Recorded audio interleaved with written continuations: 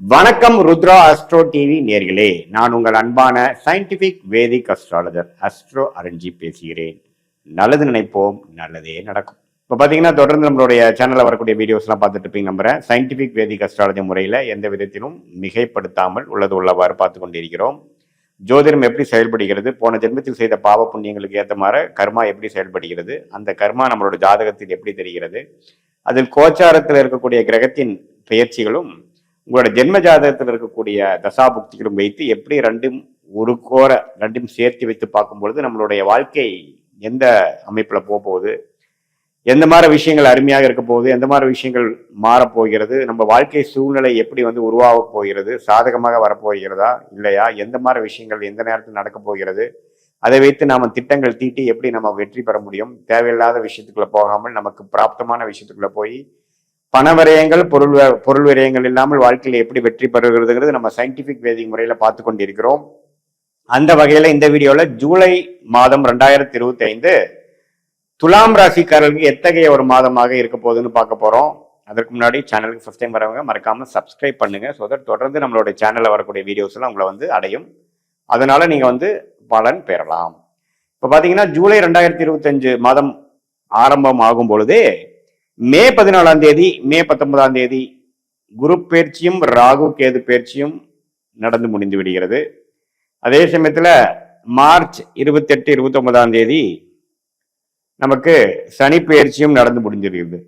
So இந்த 3 பயிற்சியும் நடந்து முடிஞ்ச அமைப்புல இந்த ஜூலை மாதம் பிறக்கும் பொழுது எப்படி ஒரு சாதகமான பலன்களா, எது மாதிரி ஒரு அமைப்பு துலாம் ராசிக்காரர்களுக்கு இந்த ஆண்டு கிரகம் இருக்குன்னு பார்த்தா, சனி 6ஆம் இடத்துல இருக்கிறது அருமையான விஷயம்.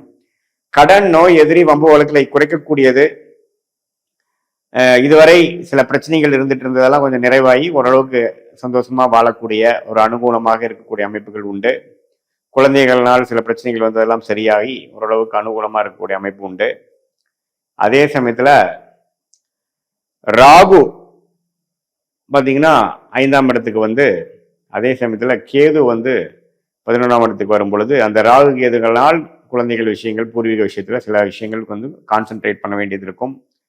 சில விஷயங்கள் துலாம் ராசிக்காரர்களை ஃபோக்கஸ் பண்ண வேண்டியது இருக்கும். அதே சமயத்துல குரு 9ஆம் இடத்துல இருந்து அஷ்டமத்திலிருந்து வெளியில வந்தது அருமையான விஷயம். ராசியை பார்க்கிறார். சில இதுவரை ஒரு மாதிரி சுமாரான டைம் கிணத்துல போட்ட கல்லு மாற நவராமல் மூமெண்டே இல்லாமல் ஸ்லோவா போயிட்டு இருந்த சில விஷயங்கள் பாசிட்டிவாக ஒரு உத்வேகத்தை கொடுக்கக்கூடிய அமைப்பு. போனதோட நம்ம எதுவுமே செய்ய முடியாமல் கைகள் கட்டப்பட்ட மாதிரி இருந்தக்கூடிய அமைப்புகள் இப்போ சுறுசுறுப்பாக எல்லாமே செய்யக்கூடிய அமைப்பு துலாம் ராசிக்காரர்களுக்கு வருகிறது.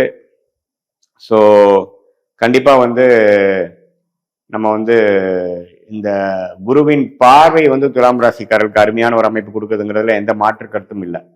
ஸோ நல்ல ஒரு அமைப்பு தான். துலாம் ராசிக்காரர்களுக்கு ஒரு அருமையான ஒரு அமைப்புல ஜூலை மாசம் ஸ்டார்ட் ஆகுது.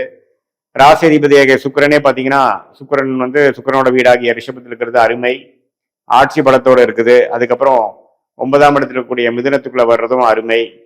ஸோ இந்த சுக்கிரனின் சஞ்சாரம், ராசிதிபதியின் சஞ்சாரம் ஜாதகரை இன்னும் உத்வேகப்படுத்துறது, கொஞ்சம் வசதிப்படுத்திக்கிறது, பண விஷயத்துல கொஞ்சம் பாசிட்டிவா இருக்கிறது, உடல் நலம் விஷயத்துலையும் பரவாயில்ல, எல்லாமே ஓரளவுக்கு பாசிட்டிவான அமைப்பு தான் சுக்கிரன். அதே சமயத்துல புதன் பார்த்தீங்கன்னா 10ஆம் இடத்துல இருக்கிறது தப்பு இல்லை.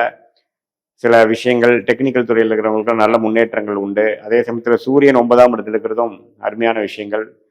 பூர்வீகம் மூலமாக, தகப்பனார் மூலமாக சில பாக்கியங்கள் வர்றது, அது மாதிரி பல பாசிட்டிவான விஷயங்கள் துலாம் ராசிக்காரர்களுக்கு இந்த அருமையான ஒரு காலகட்டம் ஆரம்பமாயிடுச்சுங்கிறது ஒரு டபுள் கன்ஃபர்மேஷன் கொடுக்குற மாதிரி துலாம் ராசிக்காரர்களுக்கு இந்த ஜூலை மாதம் கட்டாயம் இருக்க போகிறது.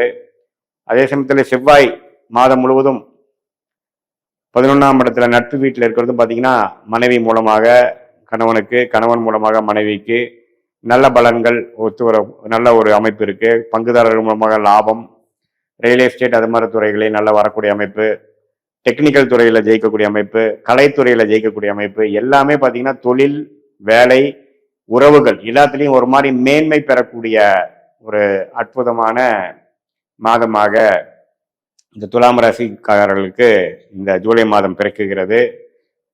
மற்றபடி பார்த்தீங்கன்னா இந்த ராகு கேது இருக்கிற அமைப்பும் குருவால் பார்க்கப்படுகிறது. இப்ப சூரியனே பாத்தீங்கன்னா 9ஆம் இடத்துல போய் சூரியனால் குருவால் சேரும் பொழுது ஒண்ணுமே நல்ல ஒரு அமைப்பு, அரச லாபம், பாக்கியங்கள். அப்புறம் 5ஆம் இடத்துக்கு குரு பார்க்கறதுனால அந்த வெளிநாடு விஷயங்கள், இம்போர்ட் எக்ஸ்போர்ட் விஷயங்கள், இது எல்லாத்துலேயுமே ஓரளவுக்கு லாபங்கள், ஒரு புதுசாக ஒரு கான்டாக்ட் கிடைக்கிறது, அது மூலமாக போய் வெற்றி அடைகிறது. அது மாதிரி பல பாசிட்டிவான விஷயங்கள் நிறைந்ததான ஒரு அமைப்பை வந்து கொடுக்கக்கூடிய ஒரு அமைப்பு தான் இந்த ஜூலை மாதம் அமைப்பு. இது வந்து ஆண்டு கிரகத்தின் அமைப்பும் சூப்பராக நல்லா இருக்கு. அதே சமயத்தில் மாத கிரகமாகிய சுக்கிரன், புதன், சூரியன், செவ்வாய் எல்லா அமைப்புகளும் ஓரளவுக்கு சாதகமாக இருக்கிறதுனால சிட்டிசன், அதாவது சீனியர் சிட்டிசனுக்கெல்லாம் பார்த்தீங்கன்னா ஓரளவுக்கு பாசிட்டிவான விஷயங்கள், அவங்க செய்ய வேண்டிய கடமைகளை ஓரளவுக்கு நல்லா செய்யக்கூடிய அமைப்பு. அதே மாதிரி நடுத்தர வயதினருக்கு, தொழில் அமைப்பில் இருக்கிறவங்களுக்கு வியாபாரம், தொழிலில் நல்லா ஜெயிக்கக்கூடிய அமைப்பு, புதுசாக ஒரு பங்குதாரர் மூலமாக ஒரு தொழில் ஆமிக்கக்கூடிய அமைப்பு. இதுவரை வந்து ரியல் எஸ்டேட் அது மாதிரி சிலதெல்லாம் நவுத்த முடியாமல் இந்த அப்ரூவல் பிரச்சனை, அந்த பிரச்சனையெல்லாம் இருந்துட்டு இதெல்லாம் டக்குன்னு சால்வ் பண்ணி நம்ம என்ன தப்பு பண்ணோங்கிறது தெரிஞ்சு அதை கிளியர் பண்ணி அடுத்த கட்ட நடவடிக்கை போய் கையில் காசு வரக்கூடிய அமைப்பு, வம்பு வழக்குகள் தீரக்கூடிய அமைப்பு, கோர்ட்டில் வந்து நம்ம வருஷமாக போயிட்டு இருக்குதுன்னா அதில் தீர்ப்பு நமக்கு சாதகமாக வரக்கூடிய அமைப்பு, திருமண விஷயத்துலேயும் கொஞ்சம் பாசிட்டிவான டக்குன்னு முடிகிற அமைப்பு, பல வருடமாக தேடிட்டு இருந்த வரன் வந்து ஒரு ஓரளவுக்கு நல்ல ஒரு வரனாக வந்தது அமைப்பு. இது மாதிரி சொல்லிட்டே போகலாம் நம்ம. ஏன்னா குரு வந்து பாகிஸ்தானத்துக்கு வந்து ராசியை பார்க்குறார். அஷ்டமத்திலேருந்து வரும் பொழுதே பார்த்தீங்கன்னா ஸ்லோவாக போயிட்டு இருந்த வாழ்க்கை திடீர்னு ஓரளவுக்கு உற்சாகப்படுத்துகிற மாதிரி இருக்கும்.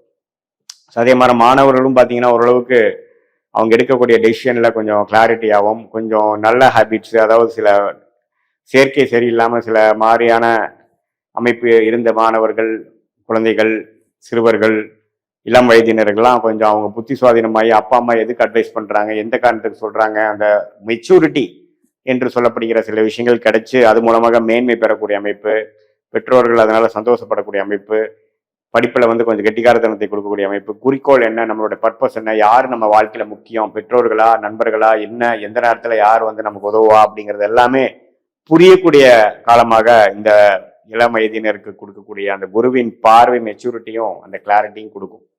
இதுவரை பார்த்தீங்கன்னா எல்லாமே கொஞ்சம் ஸ்லோவாக போயிட்டு இருக்குது. மனசில் ஒரு சொல்ல முடியாத ஒரு இறுக்கமான ஒரு சூழ்நிலை, ஒரு நம்ம முதல் மாதிரி நம்ம இல்லை, ஏதோ ஒரு குறையோட வாழ்கிறோம், மனசு கொஞ்சம் சுணக்கம் அடைகிறது அப்படிங்கிற மாதிரி வாழ்ந்து கொண்டு இருந்த துலாம் ராசிக்காரர்கள் இப்போ கொஞ்சம் தெம்பாகி இப்போ நம்ம என்ன பண்ணணும், இந்த பிரச்சனையிலிருந்து வெளியில் வர்றதுக்கு என்ன அப்படிங்கிறது கடவுள் அந்த சொல்யூஷனை காட்டி அதை நோக்கி நம்ம போகக்கூடிய அமைப்பு கட்டாயம் உண்டு. அதுக்கு வந்து ஆரம்ப கட்ட ஒரு மாதமாக ஜூன் ஜூலை மாதங்கள் இருக்கிறது. அதில் ஜூலையும் ஒரு நல்ல ஒரு பங்கு பெறுகிறது.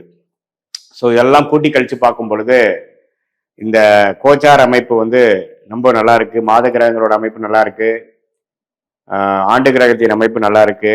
அப்படிங்கிறப்போ இது வந்து ஒரு மாதிரியான பொதுவான கருத்து தான். இது வந்து உங்களோட ஜென்ம ஜாதகத்தில் உங்களுடைய தசாபுக்திகள்லாம் இன்னுமே சிறப்பாக போயிட்டு இருந்ததுன்னா சொன்ன இந்த சாதகமான பலன்கள் இன்னுமே அருமையாக, இன்னுமே கூடுதலாகவும், தசாபுக்திகள் சுமாராகவும் பொழுது நான் சொன்ன ஜாதகமான பலன்கள் கொஞ்சம் குறைவாகவும் வருங்கிறது நீங்கள் தெரிஞ்சுக்கணும்.